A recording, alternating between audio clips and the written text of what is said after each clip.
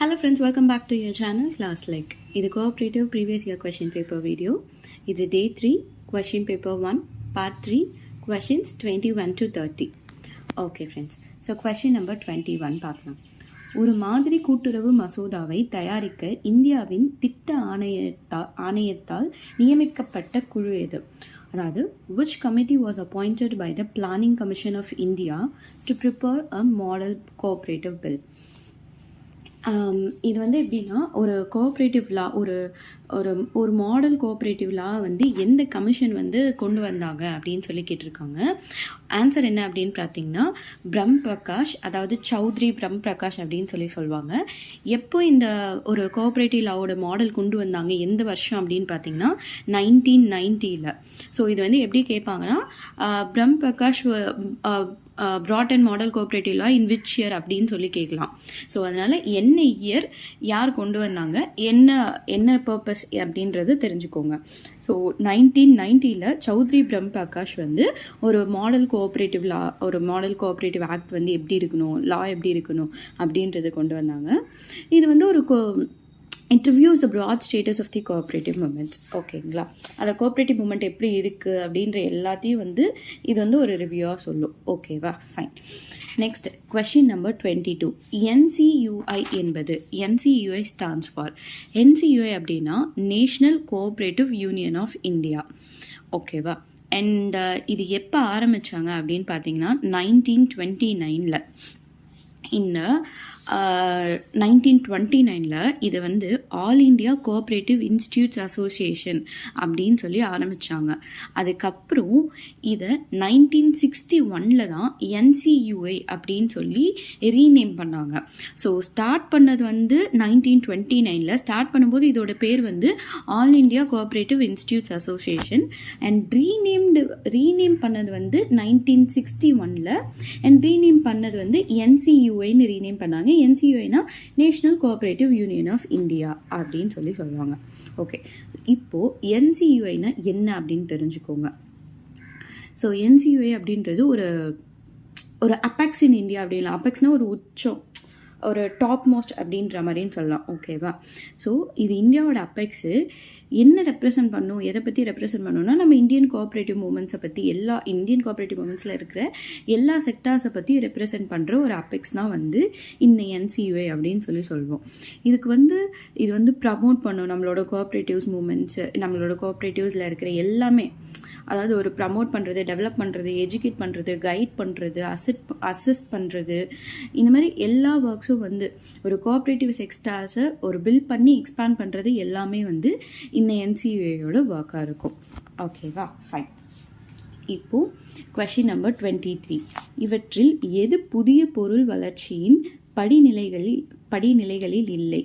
அதாவது which one is not the phase of new product development அப்படின்னு கேட்டிருக்காங்க. Actually இதுக்கு ஆப்ஷன்ஸ் என்ன கொடுத்துருக்காங்கன்னா idea screening, quality control, concept testing, concept development. Actually இது வந்து ஒரு நியூ ப்ராடக்ட் டெவலப்மெண்ட் அப்படின்னா ஒரு 7 ஸ்டேஜ் இருக்கும். ஸோ அந்த 7 ஸ்டேஜ் நம்மளுக்கு தெரிஞ்சால் தான் இந்த கொஷினுக்கு ஆன்சர் எழுத முடியும். முடிஞ்ச அளவுக்கு ஒரு ஆப்ஷன் எலிமினேஷனில் போங்க. இப்போ ஏதோ ஒரு ப்ராடக்ட் நீங்கள் டெவலப் பண்ணணும் அப்படின்னு நினச்சிங்கன்னா ஃபர்ஸ்ட் வந்து அதுக்கு ஒரு ஐடியா வேணும். ஓகேவா, ஸோ அப்போ ஐடியா ஸ்க்ரீனிங்ன்ற ஃபர்ஸ்ட் ஆப்ஷன் வராது. ஸோ நெக்ஸ்ட் வந்து குவாலிட்டி கண்ட்ரோல். சும்மா இப்போ ஒரு ப்ராடக்ட் டெவலப் பண்ணணும்னு நீங்கள் நினச்சிங்கன்னா அந்த ப்ராடக்டோட குவாலிட்டி வந்து அப்போ உங்களுக்கு தெரியாது. நீங்கள் டெவலப் பண்ணி ஒரு அவுட்புட்டாக கொடுத்தா தான் அந்த குவாலிட்டியோட கண்ட்ரோல் எப்படி பண்ணலாம், இன்னும் குவாலிட்டியாக பண்ணலாமா, இல்லை கொஞ்சம் குவாலிட்டி இன்னும் நார்மலைஸ் பண்ணலாமா, ஸோ அப்படின்றது ஒரு டெவலப் பண்ண ப்ராடக்ட்டு தான் தெரியும். நியூ ப்ராடக்ட் டெவலப் பண்ணுறதுக்கு உங்களுக்கு அந்த குவாலிட்டி கண்ட்ரோல் தேவைப்படாது. ஸோ ஆப்ஷன் சி பார்த்தீங்கன்னா கான்செப்ட் டெஸ்டிங். ஸோ கண்டிப்பாக இந்த ப்ராடக்ட் டெவலப் பண்ணலான்னு ஒரு ஐடியா இருக்குது, ஸோ இது வந்து மார்க்கெட்டில் போகுமா போகாதா அப்படின்னு சொல்லிட்டு ஒரு கான்செப்ட் டெஸ்ட் பண்ணி பண்ணுவோம். ஸோ அதனால் கண்டிப்பாக அந்த கான்செப்ட் டெஸ்டிங்ன்றது நியூ ப்ராடக்ட் டெவலப்மெண்ட்டில் வரும். அண்ட் நெக்ஸ்ட் பார்த்தீங்கன்னா கான்செப்ட் டெவலப்மெண்ட்டும் வந்து நான் இந்த கான்செப்ட் கொண்டு வந்துட்டேன், இது ஃப்யூச்சரில் டெவலப் ஆகுமா, இல்லை ஜஸ்ட் இப்போ இந்த சர்டன் பீரியடுக்கு மட்டும்தான் இருக்குமா அப்படின்ற அனாலிசிஸும் தேவை. ஸோ இந்த first idea screening and third concept testing and fourth concept development, இந்த மூணுமே வந்து கொஞ்சம் ஓரளவுக்கு மேட்ச் ஆகுது. பட் இந்த குவாலிட்டி கண்ட்ரோலுன்றது டெவலப் பண்ண ப்ராஜெக்ட்டுக்கு தான் தேவை. ஸோ அதனால் மேபி அதை வந்து நம்ம நியூ ப்ராடக்ட் டெவலப்மெண்ட் இல்லை அப்படின்னு சொல்லி டிக் பண்ணலாம். இருந்தாலும் நான் அந்த ஒரு நியூ ப்ராடக்ட் டெவலப்மெண்ட்டுக்கு தேவைப்படுற 7 விஷயம் என்னென்னு சொல்லிடுறேன்.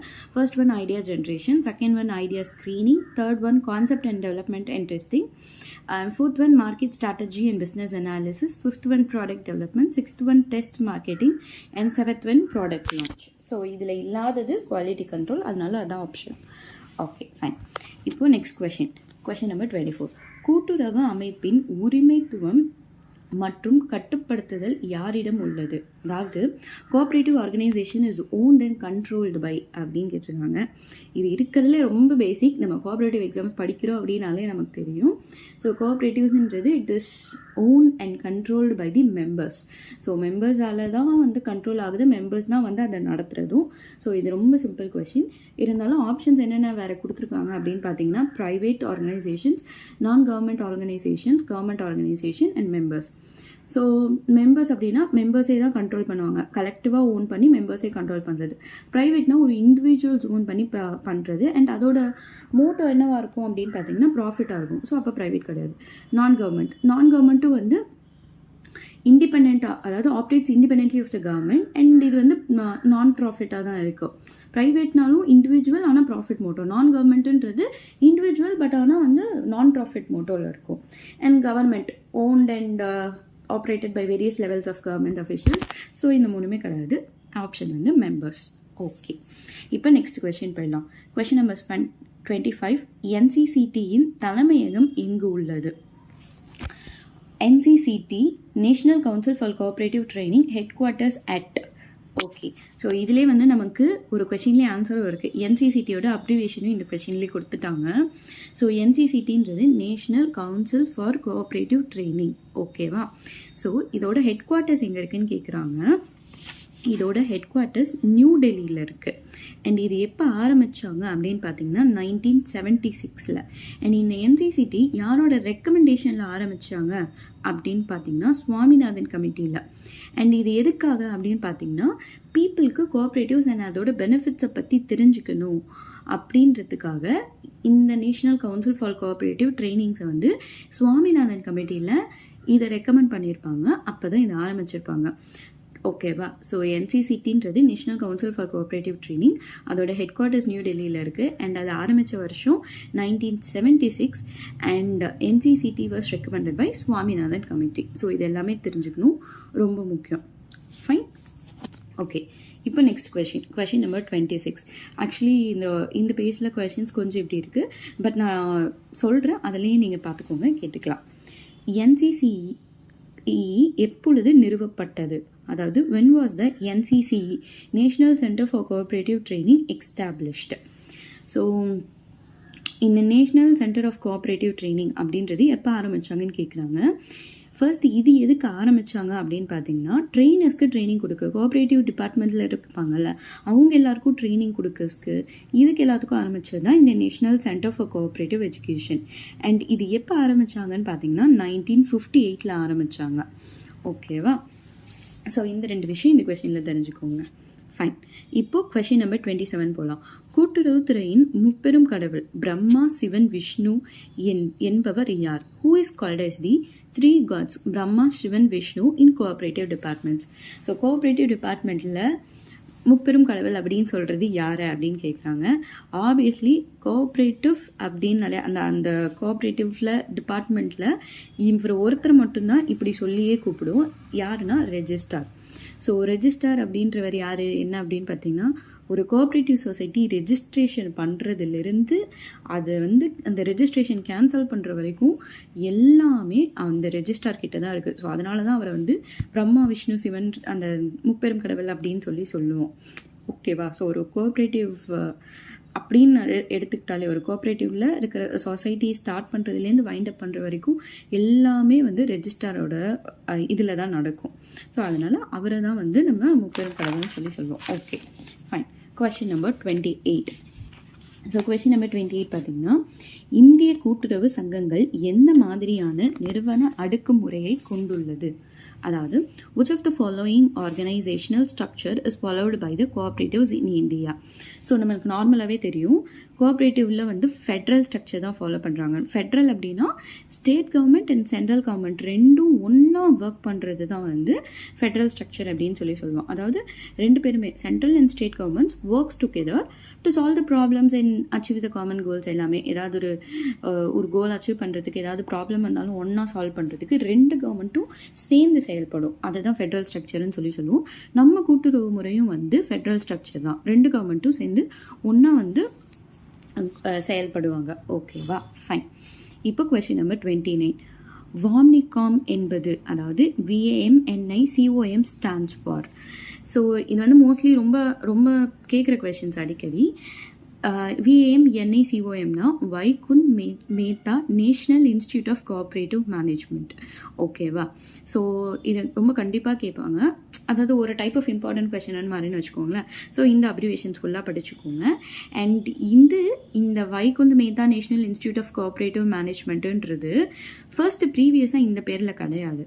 இதுக்கு வந்து நேஷ்னல் இன்ஸ்டியூட் அப்படின்னு சொல்லிட்டு தான் பேர் இருக்குது. அதை வந்து நம்ம ஒரு ட்ரிபியூட்காக தான் இதை வந்து ரீநேம் பண்ணியிருக்கோம், Vaikunth Mehta national institute of cooperative movement அப்படின்னு சொல்லிட்டு. ஓகேவா, ஃபைன். இப்போது last and important question number 30.